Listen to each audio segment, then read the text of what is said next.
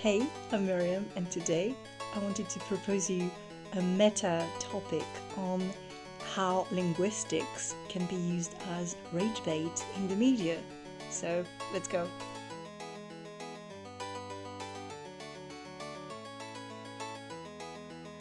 So, what happened is a few days ago, 1 week ago, an article was posted about a researcher that found out about how young people talk now and how it's called and how it's actually not useful to punish or blame young people for speaking like young people.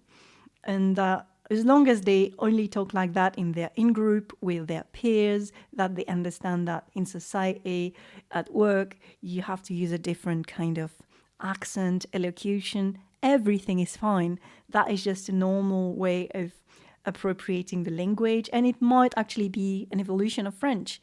We don't know.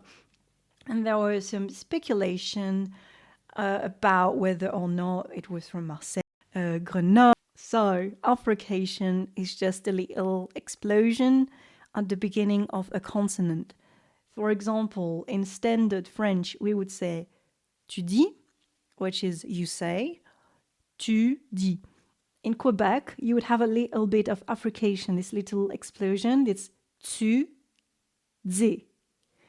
And there is the other form of affrication that is the new teenagey kind of hip way of pronouncing it, which is tu dis.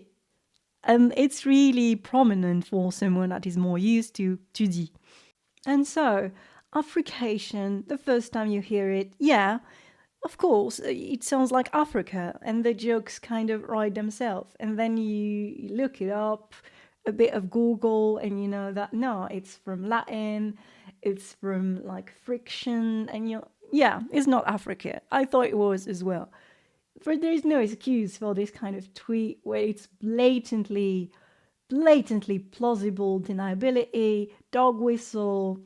It's kind of playing with the Africa part of the word, but not really saying it, because of course you've got le grand remplacement, which is the great replacement, this theory that actually comes from France. And yeah, it is playing with the words. And here you can see that he latched onto something that mattered to him or people that were interested in him. So again, we've got a bias because, of course, with language, with linguistic, we reveal our deeply held values. Here, we've got the archives for French telly, and I really recommend it. It is a treasure trove. What is really, really interesting and striking for me is that every time I think something is worth noticing, worth commenting on, I find that some other people notice something else, something that I would not even have picked up on. Very often, it has something to do with language.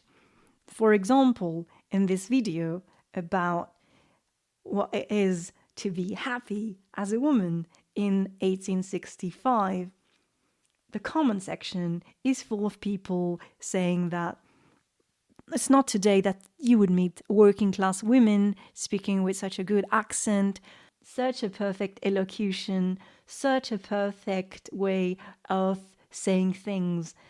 And while the other commenters are really preoccupied by this perceived linguistic decline and how this woman is really, really well spoken, and I'm shocked because she's 43 and this is not the image that I have of a 43-year-old woman. She's got 12 kids, she's 43, and this is where my values, my fears, and everything that is my worldview is reflected. The second video represents an even bigger shock for me because it's about children smoking their first cigarette and talking about how old they were. The first one says something like 7, the second was 5, and of course I go to the comment section thinking, this is really bad, right? But everybody's commenting on how well spoken the kids are.